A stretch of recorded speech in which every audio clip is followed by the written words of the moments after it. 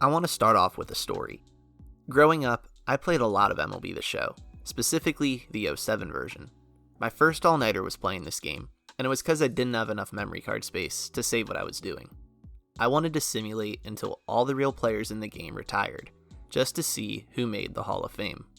From what I remember, Miggy, Mauer, and King Felix all got in, and all three could end up in Cooperstown in real life. Youngsters Ryan Zimmerman and Houston Street got in, with Street becoming the all-time saves leader. In reality, both were successful, but not quite Hall-worthy. But there was one player who made it into the Hall in this save file, who in reality wouldn't last much longer in the majors. And that man is Dontrelle Willis. My name is Bobby, and this is Stat Stories. So first off, who is Dontrelle Willis? Nicknamed D-Train, Willis was a left-handed pitcher from California, listed at 6'2" and 230 pounds. He was drafted in the 8th round by the Cubs in 2000 and would later be traded to the Marlins before making his major league debut on May 9, 2003 at age 21. Willis hit the ground running, posting a 2.08 ERA over 13 starts before the All-Star break, which earned him an All-Star selection. He would cool off a bit in the second half of the season, and would struggle with control as the Marlins made the playoffs. The Marlins would win the World Series with Willis pitching out of the bullpen, and he would later be named NL Rookie of the Year. So after one season, expectations were high for Willis. But was he Hall of Fame caliber like MLB The Show predicted? Well, he was certainly performing well for his young age. These are his 2003 to 2006 stats, which are his age 21 to 24 seasons. 04 and 06 were good seasons, but it's 2005 I want to talk about. Willis finished second in NL Cy Young voting that year behind Chris Carpenter and threw a Major League best 5 shutouts and 7 complete games. His .263 ERA was third best in the majors and significantly better than the average ERA for starters that year of .436. If you're into more advanced run prevention stats, here is fielding independent pitching and expected fielding independent pitching. You'll see that these are higher than his ERA, and that's a good segue for what I want to bring up next.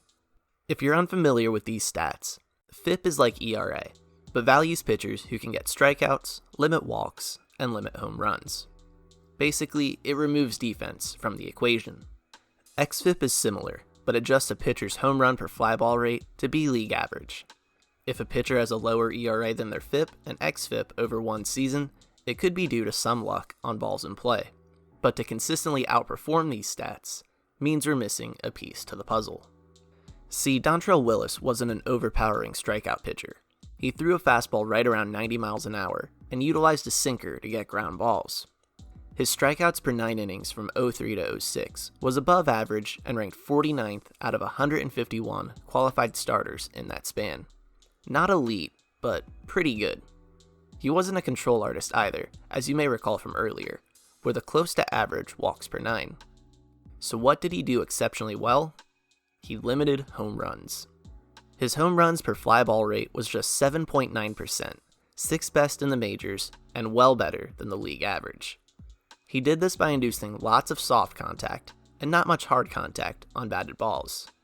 17% of his batted balls were considered soft, which was 13th best in the majors, and a hard contact percentage of 23.9 was 24th best. The bottom line here is that Willis was exceptional at producing poor contact and limiting hard contact without elite strikeout ability.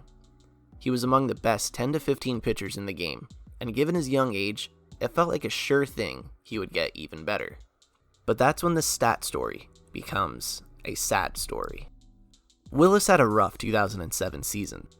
His ERA and FIP above 5 were among the worst in the majors, and we can point out what happened pretty easily. Lots of walks and lots of home runs. Now, a home run per fly ball rate suddenly that high can't just be due to year-to-year variation. Willis was still serving up plenty of soft contact, but he was starting to get hit very hard. And in addition to his high walk rate, D-Train wasn't missing many bats. In his first 4 seasons, batters would make contact on 86.9% of his pitches in the strike zone, with league average being a little above 88%. But in 2007, he was pushing 90%. That offseason, in true Marlins fashion, Willis was traded alongside rising superstar Miguel Cabrera to the Tigers for a package of prospects. so perhaps a change of scenery would do Willis good. And, no, it didn't. Keep in mind, these numbers are over small inning totals, as Willis would spend lots of time in the minors. But it's clear that the control issues only got worse. Yeah, the home run rate was still high, but walking a batter per inning isn't going to lead to much success. Out of the starting pitchers with at least 190 innings over this span of 4 years, Willis had the highest ERA, third highest FIP, and second highest xFIP. And his walks per 9 innings was by far the worst, a walk per inning worse than runner-up Oliver Perez, and almost 2 walks worse than third place Ian Snell. And in case you were wondering about his ability to miss bats, that got worse too. Batters were hitting more pitches in the zone and swinging and missing far less, and they were hitting them much harder. 2011 was Willis's last year in the majors, and he bounced around the minors until 2015. In short, an abundance of walks and inability to limit hard contact like he did early in his career is what ended his time in the bigs. Would he have been a Hall of Famer had he kept it up? If he could replicate his 05 season, I would say yes, but none of the player comps I could find wound up in Cooperstown. The best player comp I could find was Steve Avery, who followed a similar career arc to Willis, though his decline was more due to injury than a loss of control. So that wraps up this video. Thank you all for watching and helping Outta Here Baseball pass 100 subscribers recently. The next goal is 1,000, so leave a like and share to help the channel grow even more, and consider subscribing if you haven't already. Thanks again, and I'll see you next week.